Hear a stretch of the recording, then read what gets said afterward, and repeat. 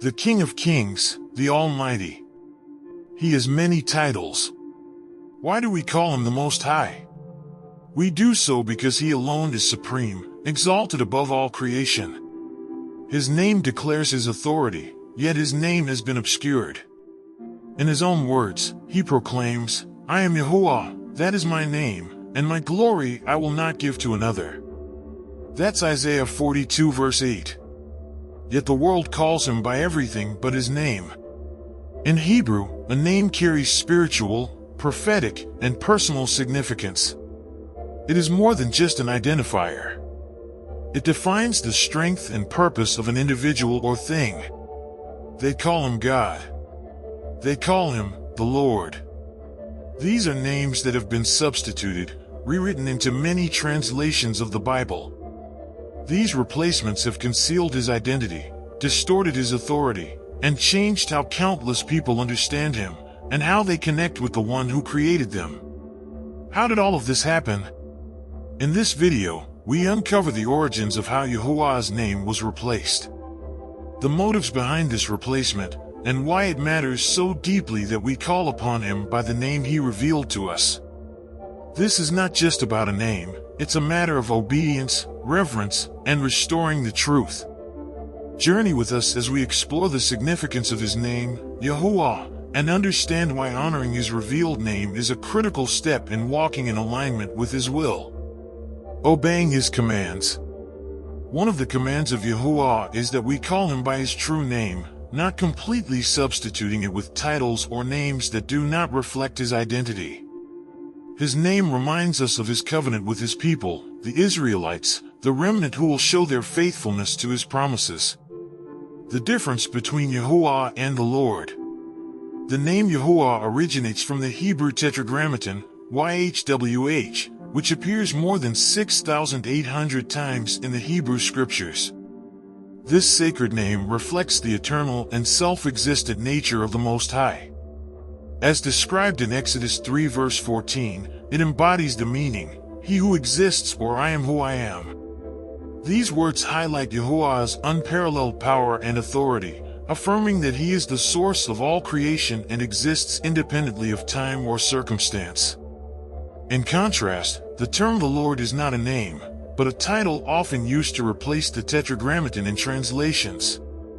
The word Lord, it has limited authority. Its use can obscure the deeply personal and covenant relationship Yahuah has with his people. This generic substitution diminishes the intimate identity revealed in his name. Knowing and using his name is an acknowledgement of his sovereignty. It creates a unique bond with the Most High. Unlike a title that could be applied to any authority figure, Yahuah is the one true Elohim. He calls his people into a relationship grounded in his promises. Key scriptures on calling him by his name. Exodus 3 verse 15 tells us this. "Thus you shall say to the children of Israel, Yahuah, the Elohim of your fathers, the Elohim of Abraham, the Elohim of Isaac, and the Elohim of Jacob, has sent me to you. This is my name forever, and this is my memorial to all generations." Psalm 83 verse 18 says this. "That they may know that you, whose name alone is Yahuah, are the Most High over all the earth." Joel 2 verse 32 tells us this. "And it shall come to pass that whoever calls on the name of Yahuah shall be saved. For in Mount Zion and in Jerusalem there shall be deliverance." Key scriptures from the Apocrypha regarding his name. Baruch 2 verse 32 from the Apocrypha tells us this. "And they shall praise me in the land of their captivity, and think upon my name." Ecclesiasticus, Sirach, 17 verse 10 in the Apocrypha reads like this. "And the elect shall praise his holy name." The origins of the substitution. The Masoretes were responsible for standardizing the Hebrew Bible's text. Their vowel pointing system replaced the original pronunciation of the Tetragrammaton, YHWH, with vowels corresponding to Adonai or Elohim, effectively leading readers to say Adonai or Lord, instead of Yahuah. Christian translators. Later Christian translators perpetuated this tradition. When translating the Hebrew scriptures into Greek from the Septuagint and Latin from the Vulgate, they used titles like Kyrios, Greek for Lord, and Dominus, Latin for Lord, in place of the Tetragrammaton. When did it happen? The practice began during the Second Temple period, circa 500 BCE, 70 CE, becoming widespread with the compilation of the Masoretic text, 6th to 10th century CE. In the 1611 King James Version, the tradition of replacing Yahuah with the Lord or God continued, setting a precedent for subsequent translations. When the 1611 King James Version was published, the translators followed this long-standing tradition, replacing the Tetragrammaton with the Lord God in certain contexts. This convention has continued in most subsequent English Bible translations, shaping how the name is encountered in Scripture for centuries. Why was it done?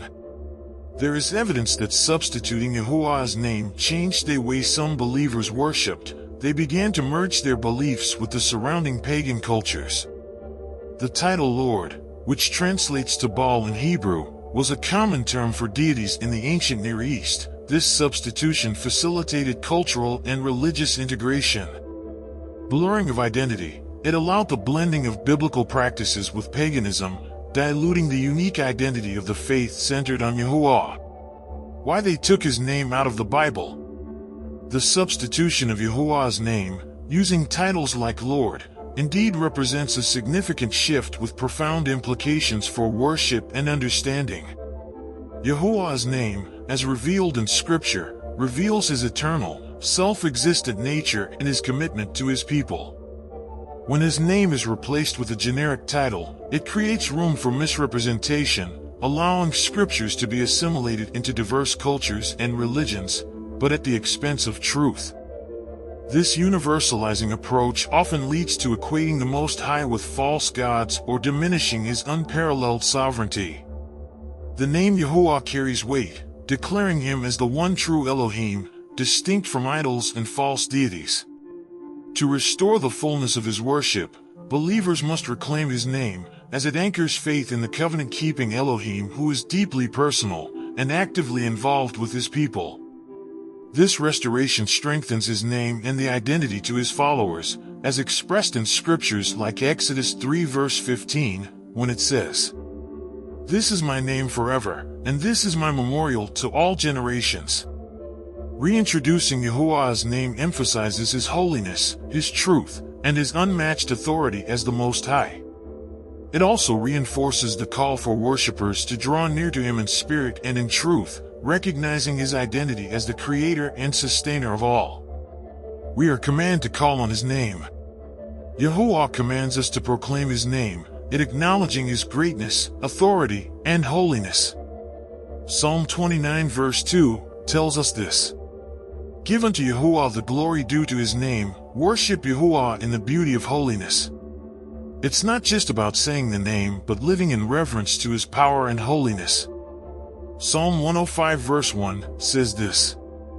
Oh, give thanks to Yahuah. Call upon his name, make known his deeds among the peoples. The restoration of truth. Calling him Yahuah restores the sacredness of his name, it aligns your praise and your worship with his will. The scriptures emphasize the unmatched power in his name. The name of Yahuah is a strong tower, the righteous run to it and are safe. That's Proverbs 18 verse 10.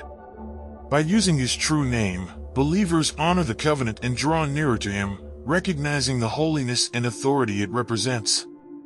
Titles like Lord lack the depth of intimacy, they hide who he is and the power of his name. He is omnipotent, all-powerful. His power and authority is far beyond human understanding. He can do all things, and nothing is impossible for him. He is omniscient, all-knowing. He knows the end from the beginning and understands all of his creation and the mysteries thereof. He is omnipresent, everywhere at once. Yahuah is not bound by time or space. He is present everywhere. There is no one like him. He is the Most High. He is the righteous judge of all the earth, executing perfect justice. He can heal physical, emotional, and spiritual wounds. He provides for all his creation and ensures his people's needs are met. Through Yahushua, he bridges the gap between himself and humanity, offering salvation. The fulfillment of prophecy. In the last days, Yahuah's name will be restored and revered. For then I will restore to the people a pure language, that they all may call on the name of Yahuah, to serve him with one accord. That's in Zephaniah 3 verse 9. In Isaiah 52 verse 6, it tells us this. Therefore my people shall know my name, therefore they shall know in that day that I am he who speaks. Behold, it is I. And Joel 2 verse 32 reads like this. And it shall come to pass that whoever calls on the name of Yahuah shall be saved.